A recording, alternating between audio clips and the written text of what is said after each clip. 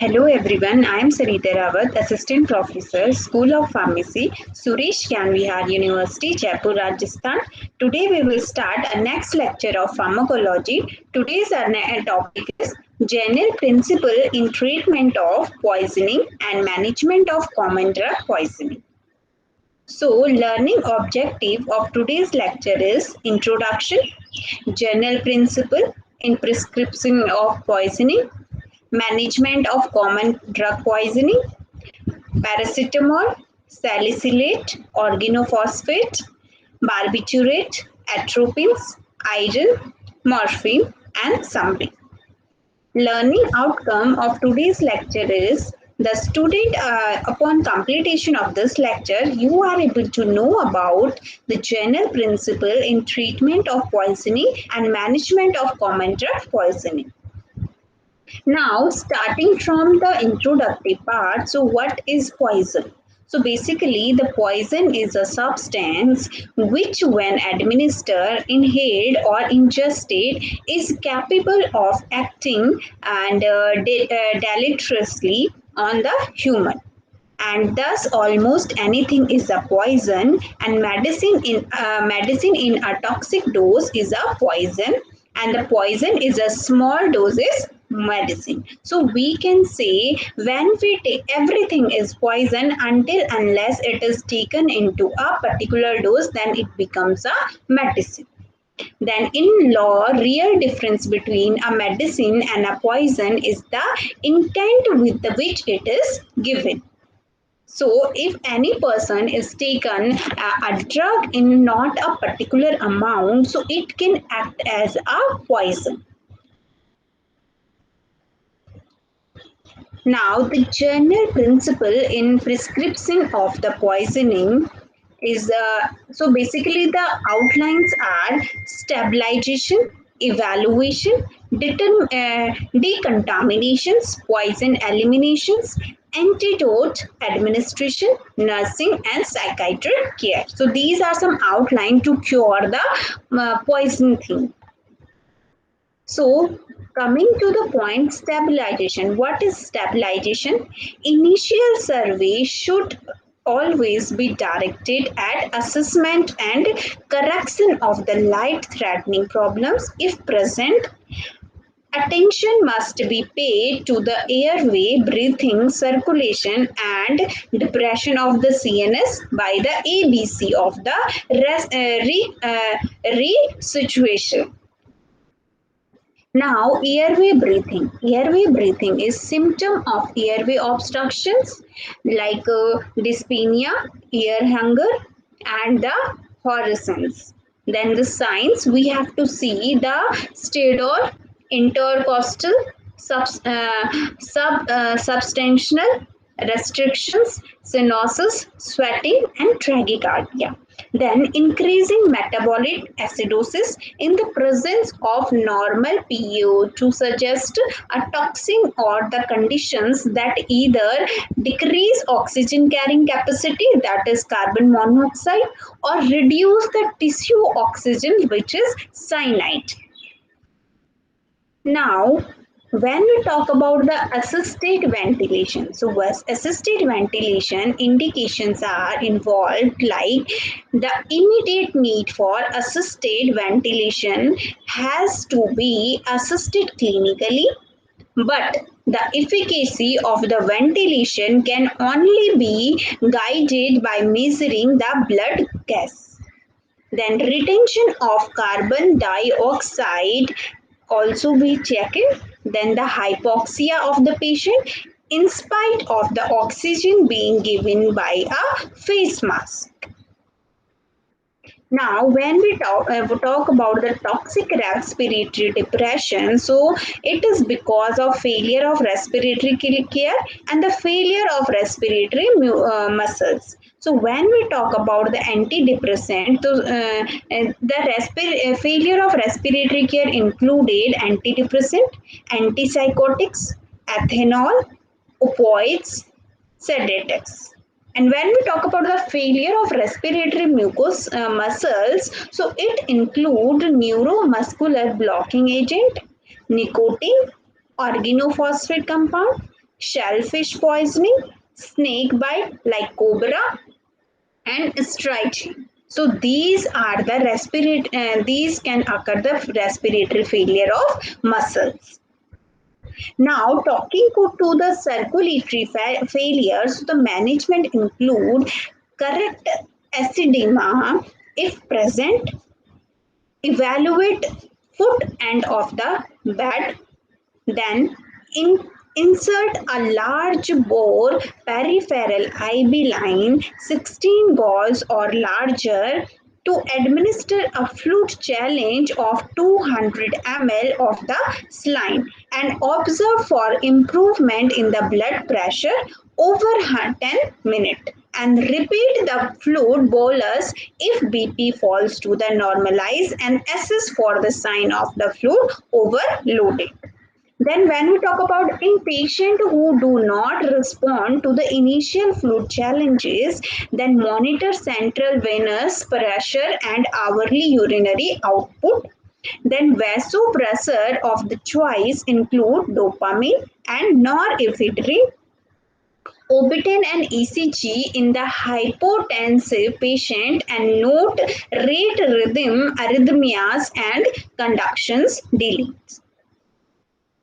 Now, talking about the cardiac arrest, okay, cardiac arrhythmias. So that is lignocaine and amiodarone are generally the first line agent for stable morphinic ventricular tachycardia, partially in the patient with underlying impaired cardiac functions. Unstable rhythms required cardioversions, and the atropine may be used when the severe bradycardia is present. Now, the drug and toxin that induced arrhythmia. So you can see the example which cause sinus bradycardia or AV block. So the agent are alpha adrenergic drug, beta blockers, carbamates, cardiac glycosides, organophosphates, cyclic antidepressants. So these drugs can cause sinus bradycardia or AV blockage. Then we have sinus tachycardia drugs. So these include amphetamines, anticholinergics, antihistamines, carbon monoxide, cocaine,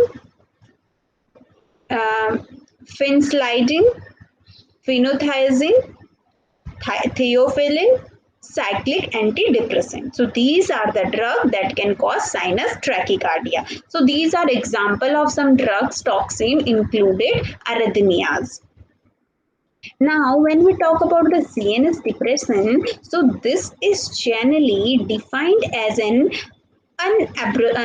unarousable lack of awareness with a rating of less than 8 on Glasgow Coma scale. Then the management included till recently it was recommended that in every case where the identity of the poison was not known, the following three antidote called the coma cocktail. So you can use and must be administered by IV route, which include dextrose 100 ml to 50% solution. Then thiamine, vitamin B1 100 mg, naloxone 2 mg. So these are the regimen that can be used in CNS depressant. Now, there is an increasing dissatisfaction among the toxicologists with regard to the true benefits of the coma cocktail, and the view is gaining ground that it has no place in the practice. All patients with depressed mental status should receive 100% oxygen in a mask, high flow 8 to 10 liters per minute. Now, the evaluation of the patient. So it included in all those poison patient where there appears to be no immediate crisis, a detailed and thorough clinical examination should be made with the special references to the detection and treatment of any of the following abnormalities. So the abnormalities include hypothermia, hyperthermia, acid-base disorder, convulsions, electrolyte disturbances. Now, talking about the decontamination, so this is with the reference to skin eye decontamination, gut evaluation, and administration of the activated charcoal. In eye, irritate copiously for at least 15 to 20 minutes with normal saline of water. Do not use acid or alkaline solution.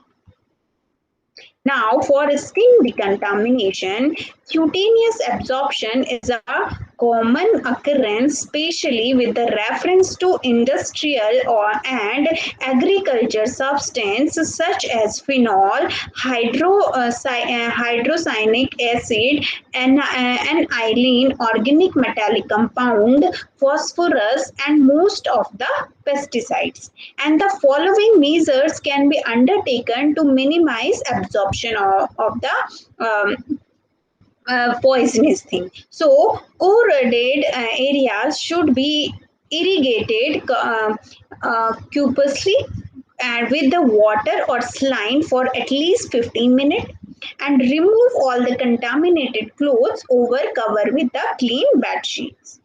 Now, talking about the gut, so this the various method of poison removal from the gastrointestinal tract, which included emesis, gastric lavage, catharsis, activated charcoal, whole bowl irrigation. So these are some methods by which you can remove the poison from the gut. So as you can see, this is the Avar tube that is used for the gastric lavage.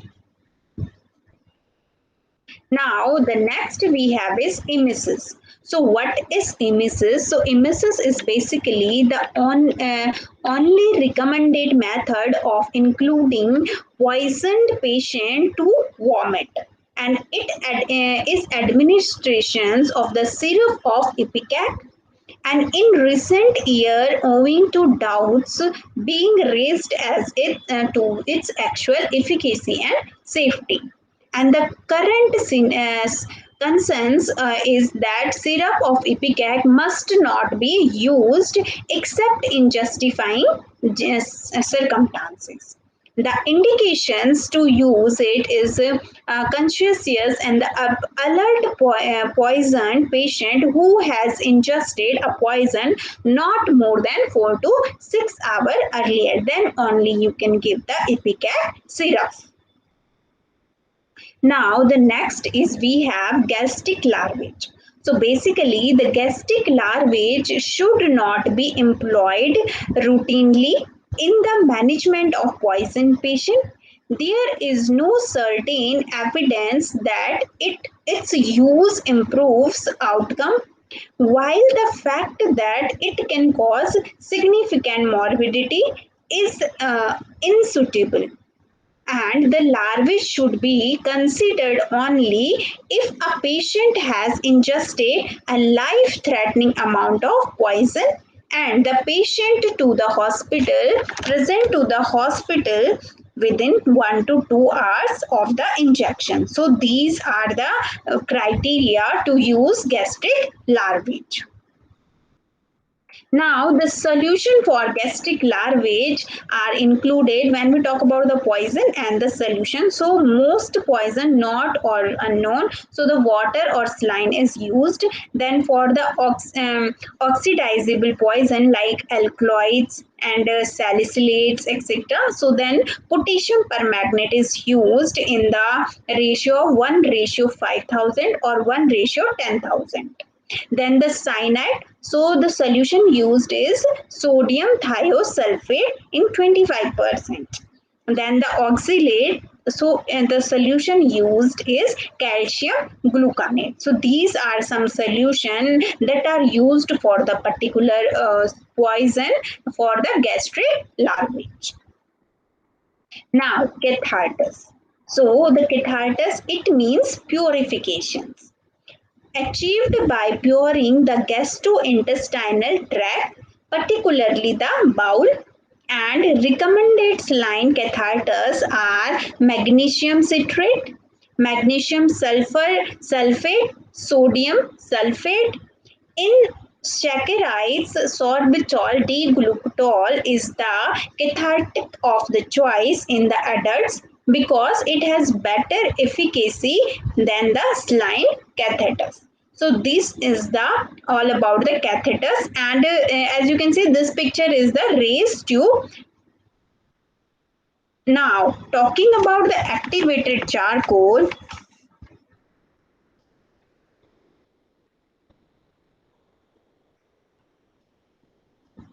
Talking about the activated charcoal, so a number of study has the number of study have documented it clearly the efficacy of activated charcoal as the sole decontamination method in the ingesting of poisoning and decrease the absorption of various poison by absorbing them onto its surface. So, its contraindications included absent bowel sound or proving illness. So, it is not used in that conditions. So, you can see the picture of activated charcoal, and it is most widely used for some poison, and it absorb the poison in its surface, and it is most widely used.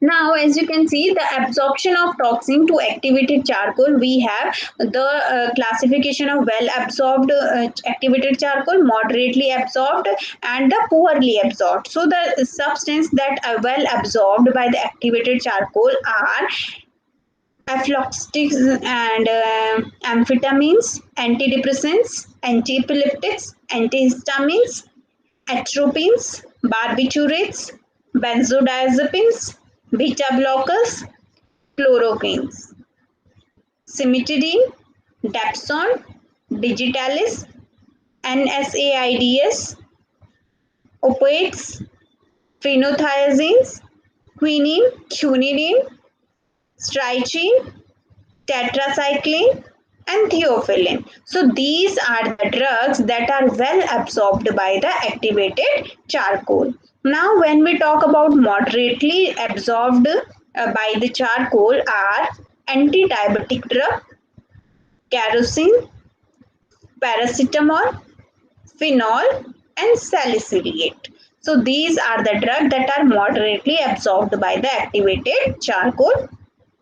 Now poorly absorbed drugs, so which include alcohols, carbamates, corrosives, cyanide, ethylene glycol, heavy metals, hydrocarbons, and organophosphate. So these are the drugs that are poorly absorbed by the activated charcoal.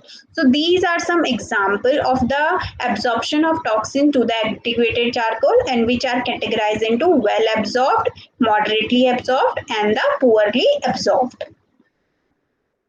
Now the whole bowel irrigations, whole gut lavage we can also call it. So it is increasingly recommended for the late persisting overdose when several hours have elapsed since injections, and it involves the installation of the large volume of a suitable solution into the stomach in a nasogastric tube over a period of 2 to 6 hours, producing voluminous diarrhea. And previously, saline was recommended for the procedure, but it resulted in electrolyte and fluid imbalance. So, this is the whole gut larvae is basically used for when the patient has taken poison, and it takes very long time, and it has been already the long time. Then you go for the whole bowel irrigation method to protect the patient. So today's special solution are used such as PEGLES solutions, which is polyethylene glycol and electrolytes larvate solution combined together, which is an isomolar electrolyte solution, and PEG 3350, which is high molecular weight polyethylene glycol. So these are the safe and efficacious without producing any significant changes in serum, electrolyte serum, osmosity, body weight, or hematocrit. So previously for this, for the whole bowl irrigations, saline solution was used, but nowadays because it causing the imbalance, fluid electrolyte imbalance, so then we have started using PEG-ELS solution, PEG 3350 solution, because they do not create any kind of imbalance into the fluid and electrolyte and osmosity and weight, body weight also. So nowadays it is used. Now the elimination of the poison. So the various method of eliminating absorbed poison from the body included the following, like forced diuretic, extracorporational techniques like hemodialysis, hemopurifications, perinatal dialysis, hemofiltrations, plasmapheresis, plasma perfusion. So as you can see, this is the hemodialysis while filtering takes place, and this is the hemodialysis machine, and this is the filtered blood flow back to the body and unfiltered blood flow to the dialyzer. So for elimination of the whole poison from the body, so these techniques are all used, and also forced diuretics are used. Now, when we talk about the antidote administration for the poison, so in majorly of the case of acute poison, all that is required is intensive supportive therapy. Specific antidote are really necessary beside the fact that only a few genuine antidote exist in actual practices. Though there is no denying to the result that can be achieved with some of them in appropriate circumstances, and we have some poison and their antidote example. So the common antidote to the common poison are as follows. Like we have acting acetaminophen. So the antidote is ANAC, which is an acetylcysteine. For anticholinergic poison, antidote is physostigmine. For antidote of for poison of anticoagulant, which include warfarin and comedian and heparin, comedian. So the antidote is vitamin K1 and protamine. For the poison benzodiazepine, the antidote is supportive care and flumazenil. For the poison botulism, the antidote is glucagon. For the calcium channel blocker poison, antidote is calcium and glucagon. For the poison of cholinergies, so the antidote is atropine, paralodoxime, and organophosphate over. Now, for the carbon monoxide, the antidote is oxygen, hyperbaric oxygen. For cyanide poison, antidote is amyl nitrate, sodium thiosulfate, and hydroxycobalamin. For digitoxin poison, antidote is digoxin, fab antidote. For iron poisoning, deferoxamine is the antidote. For ionized poison, pyridoxamine is the antidote. For lead poisoning, BAL, EDTA, and DMSA is the antidote. For methoglobamine poisoning, methylene blue is the antidote. For opioid, naloxone is the antidote. For toxic alcohol, ethanol drip, dialysis, experimental trial underway on enzymatic inhibitor are the antidote. Therefore, the tetracycline antidepressant poisoning, sodium bicarbonate are the antidote. So these are some poisons and their antidote that are most commonly used. Now, management of the common drug poisoning. How can we manage some common drug poisoning? So we have concluded some common drug and their poisoning and their management. So for paracetamol, clinical feature are in acute poisoning stage A 1 to 2 hour of 24 hour. So the symptoms are anorexia, vomiting, sweating and malaise. For step second in 24 to 72 hours, relatively symptom free and there may be right upper quadrant pain, liver function test may be abnormal. For stage third, 72 to 96 hour, hepatic necrosis sets in with the coagulation defect, jaundice, encephalopathy, renal failure, myocardial damage are frequently present. In stage 4, 4 days to 2 weeks, if the patient survive the third stage, complete resolutions of the hepatic damage in the room. Now, in the chronic poisoning, this is very uncommon, but cases have been reported of this wherein an individual has consumed large dose of paracetamol over a period of time for relief of chronic pain which resulted in toxic hepatitis. Now, treatment for the paracetamol poisoning. So, in children who have an unobtainable history or in whom a large amount of paracetamol is suspected to have been ingested more than 200 mg per kg should be referred to a healthcare facility for a 4-hour paracetamol serum level determination. Then another way is stomach wash, useful only in the case of very early presentations within 1 hour. Then activated charcoal can absorb the paracetamol, but it can also absorb the antidote, which is an acetylcysteine, and hence must be administered earlier to 4 hour and post injection.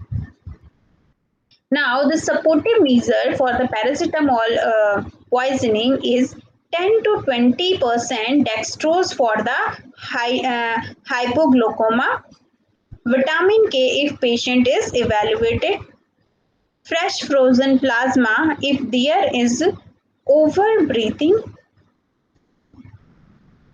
mannitol 0.5 gram per kg given over 10 minutes for cerebral edema, H2 antagonist to prevent upper GI hemorrhage, and do not give sedatives, benzodiazepines or NSAIDs. Antidote therapy include an acetylcysteine, which is NAC, gives maximum protection against hepatotoxicity when administered within 10 hours of the paracetamol overdose but can be given with the lesser benefit up to 36 hours. Indication is paracetamol ingested in more than 100 mg per gram. Likelihood exists of the paracetamol included hepatic failure. Now, the next drug we have is salicylate. So, acute poisoning of salicylate in early, late, and complications. So, when we talk about the early, so it can cause nausea, vomiting, sweating, tinnitus, vertigo, hyperventilations due to the respiratory alkalosis. Then the disorientations, hypersensitivity, slurred speech, ataxia, and restlessness may be early finding in the patient with severe toxicity. when we talk about the late poisoning of salicylate, so it can cause deafness, hyperactivity, agitations, delirium, convulsion, hallucinations, hyperexia, coma is very usual. Then when we talk about its complication state, so metabolic acidosis, pulmonary edema, rhabdomyolysis, cardiac depression, thrombocytopenia, and purpura is seen. Now, when we talk about its chronic poisonings of salicylum, so it is characterized by slow onset of confusion, agitations, lethargy, disorientation, slurred speech, hallucination, convulsions, and coma. Sometimes salicylism present as pseudospecies syndrome characterized by fever, leukocytosis, hypotension, and multi-organ system failure, which is ADR's acute renal failure and coagulopathy, DIC. Now, when we talk about salicylate, it must not be therapeutically administered to the children under 15 years of age, especially if they are suffering from chickenpox or influenza.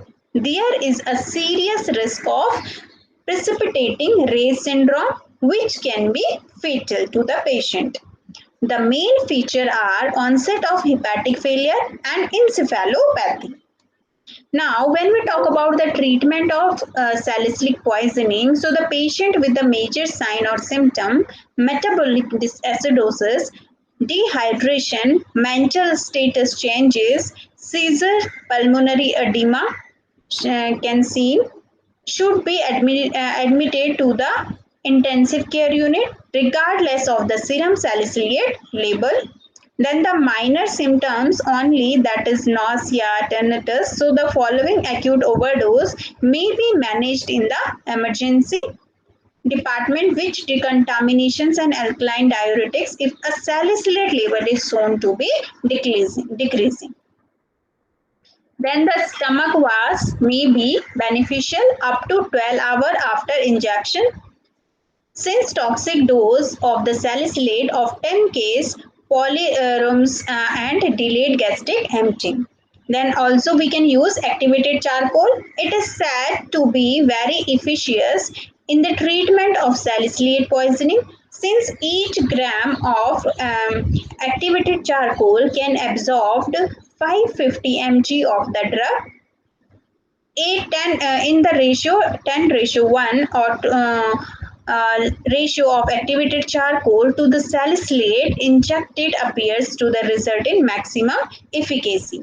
The initial dose of activated charcoal can be combined with a cathartic to enhance elimination. Talking about the urinary alkalinations, alkalizations of the both blood and the urine can be achieved with the IV solution, carbonate. Then also hemodialysis can be given. It is very effective in the salicylate poisoning and must always be considered in the presence of cardiac or renal failure, intreatable acidosis, convulsions, severe fluid imbalance, or a serum salicylate level more than 100 mg per 100 ml. Then supportive measure also given for corrections of the fluid, overloaded, dehydrations, metabolic acidosis, convulsions, etc.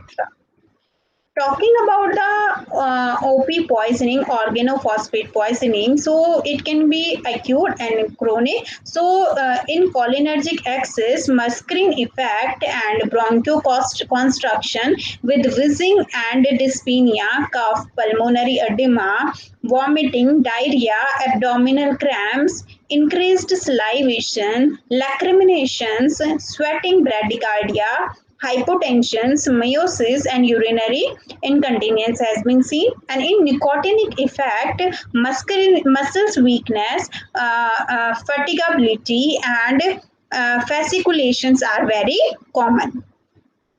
Now, CNS effect is restlessness, headache, tremor, drowsiness, delirium, slurred speech, ataxia, and convulsions, superventions in the last stages. And death usually result from the respiratory failure due to the weakness of the respiratory muscles and as well as depression of the central respiratory drive.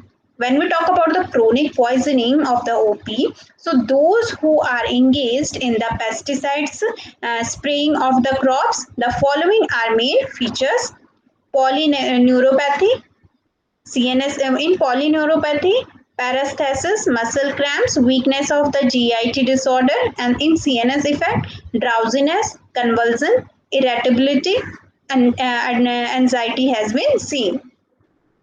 Talking about the treatment, so acute poisoning is decontamination. So if the skin splitch has occurred, it is imperative that the patient should be undressed and washed thoroughly with the soap and water. If ocular exposure has occurred, so copious eyes irrigations should be done with the normal saline or ringer solutions. If these are not immediately available, then use tap water can be used.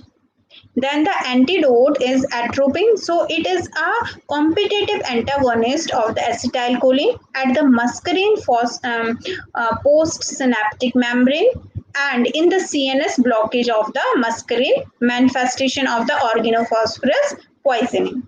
Then omesis is also included.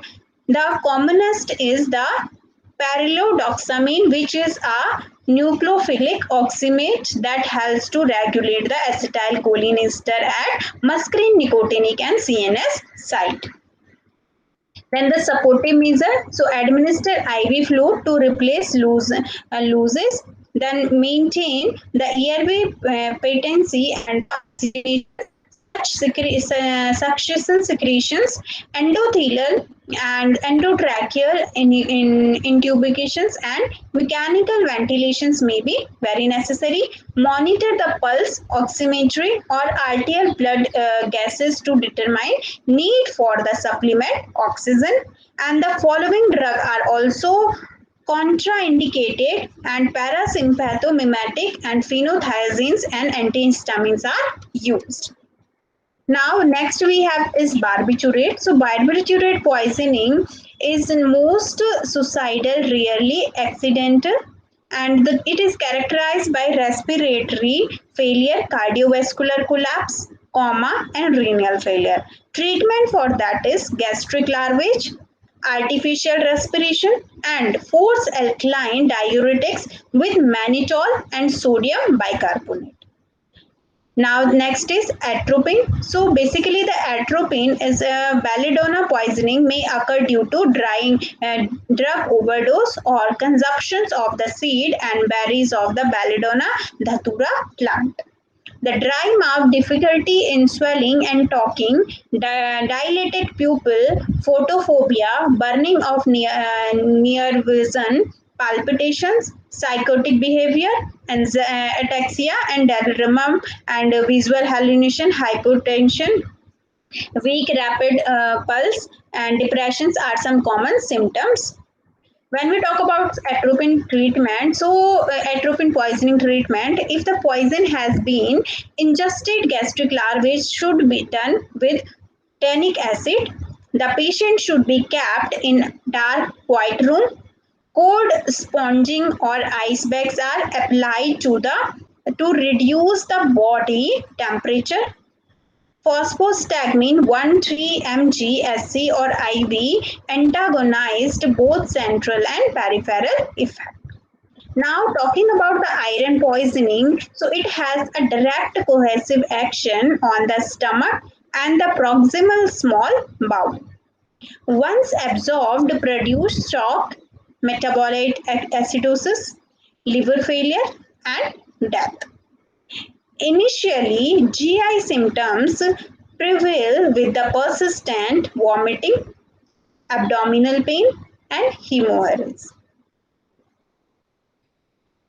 A quiescent phase may be observed in the iron poisoning, followed by the shock, coma, metabolic acidosis, and liver failure. Talking about the treatment of iron poisoning, so it included management of the iron poisoning include gastric lavage with the normal saline. The treatment of choice is the antidote desferrioxamine with chelates free serum iron in the plasma or to form ferrioxamine. Then the indications are also there. All the critical patients who present with coma, shock or hemorrhage, all patients with a serum iron level higher than 500 mg per day, and patients who are symptomatic with a serum iron more than 300 mg per day. Now, next we have is morphine. So morphine it may be accidental, suicidal or seen in the drug abuse. So the human lethal dose is estimated to be about 250 mg. Stupor or coma, facility, swallow and occasional breathing, cyanosis, pinpoint pupil, fall in BP and shock are some symptoms. Convulsion may be seen in few pulmonary edema, occurs at terminal stages. Death is due to the respiratory failure can be done. Now, the treatment of this is consist of the respiratory support and maintenance of BP, IV fluid, and vasoconstrictors. Gastric lavage should be done with the patient potassium permanganate to remove unabsorbed drug. Specific antidote include naloxone 0.4 to 0.8 mg IV, repeated it every 2 to 3 minutes till the respiration peak up in the specific antagonist of the choice, and due to the short duration of action, naloxone should be repeated every 1 to 4 hours according to the response. Now, talking to the summary of today's lecture, so it has been estimated that some form of poison, directly or indirectly, is responsible for more than 1 million illness worldwide annually.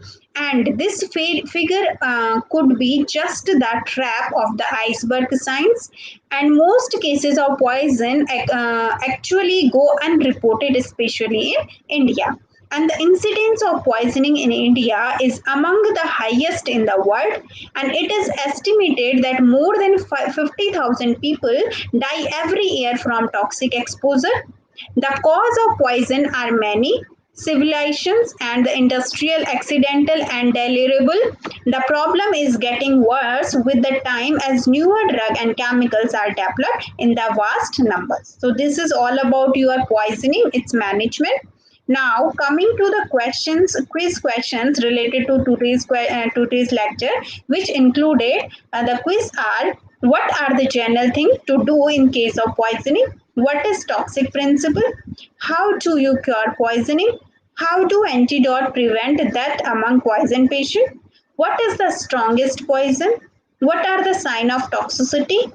What gas kill you instantly? The poison has no antidote, which one the name that poison? Then what is the slowest acting poison we have? And which poison has no antidote? So these are some quiz questions. You can easily answer these questions while going through the lecture very particularly. Now, references of today's lecture included Goodman's and Gilman's 12th editions, The Pharmacological Basis of Therapeutics. Then for modern medical toxicology, 4th editions, V.V. Pillay. Principle of Pharmacology, H.L. Sharma and K.K. Sharma. Principle and Practice of Forensic Medicine, 2nd edition. Then Parikh's Textbook of Medical Jurisprudence and Forensic Medicine and Toxicology, 7th editions.